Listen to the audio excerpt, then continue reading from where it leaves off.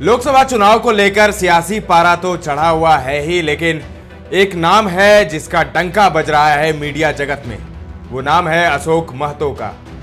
जी हां, मुंगेर लोकसभा सीट की लड़ाई काफी दिलचस्प होती नजर आ रही है। इस सीट पर महागठबंधन की तरफ से राजद के प्रत्याशी अशोक महतो की पत्नी को चुनावी मैदान में उतारा गया है। वहीं कुछ लोगों का कहना है कि अशोक महतो की पत्नी को चुनावी मैदान में उतारकर ललन सिंह को क्लीन चिट दिया गया है। आप देखना शुरू कर चुके हैं दर्श न्यूज। मेरा नाम है दिव्यांशु। दरअसल मुंगेर लोकसभा सीट पर मुख्य रूप से भूमिहार समाज के नेताओं का कब्जा रहा है।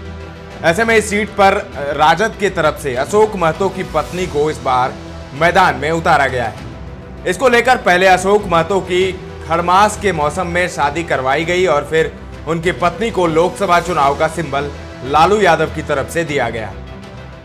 वहीं अशोक महतो की पत्नी के चुनाव मैदान में उतरने के बाद अब इलाके में चर्चा ये है कि लालू यादव ने ललन सिंह को क्लीन चिट दे दिया है।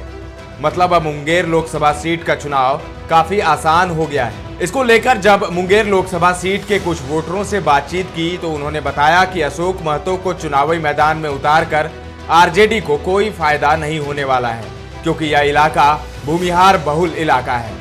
ऐसे में अशोक महतो पर जो भूमिहार समाज के नेता की हत्या करने का आरोप लगता है, उसको लेकर यहाँ काफी नाराजगी है।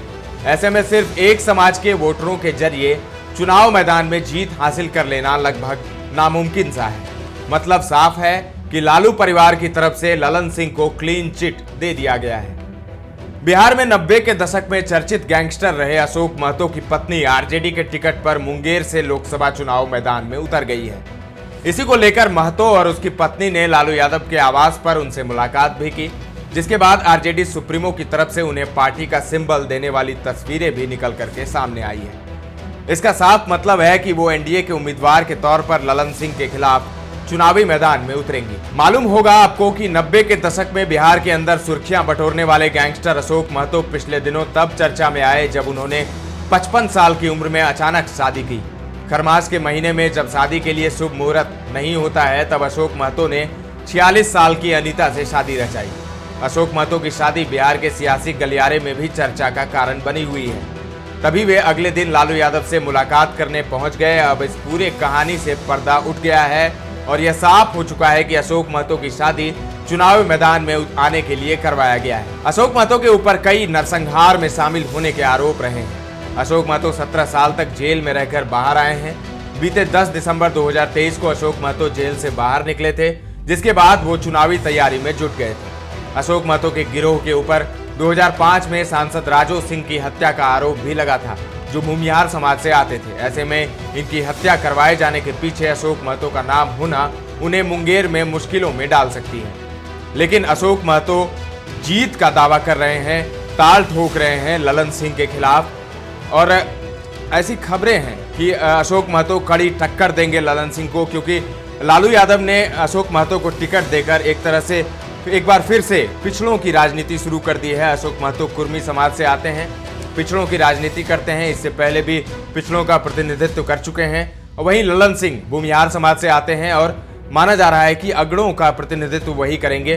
तो ऐसे में मुंगेर की लड़ाई बड़ी दिलचस्प हो गई है। पिछली बार मुंगेर में अनंत सिंह थे ललन सिंह के खिलाफ, दोनों भूमिहार समाज से आते हैं। ललन सिंह को जीत मिली थी, लेकिन इस बार अशोक महतो एक और बाहुबली से पाला पड़ा है ललन सिंह का। अब देखना होगा कि अशोक महतो कितना टक्कर दे पाते हैं ललन सिंह को। लेकिन जो जानकारी सामने आ रही है वो आरजेडी की मुश्किलें खड़ी कर सकती है, अशोक महतो की मुश्किलें बढ़ा सकती है, क्योंकि जो इलाका है मुंगेर का वो भूमिहार बहुल इलाका है।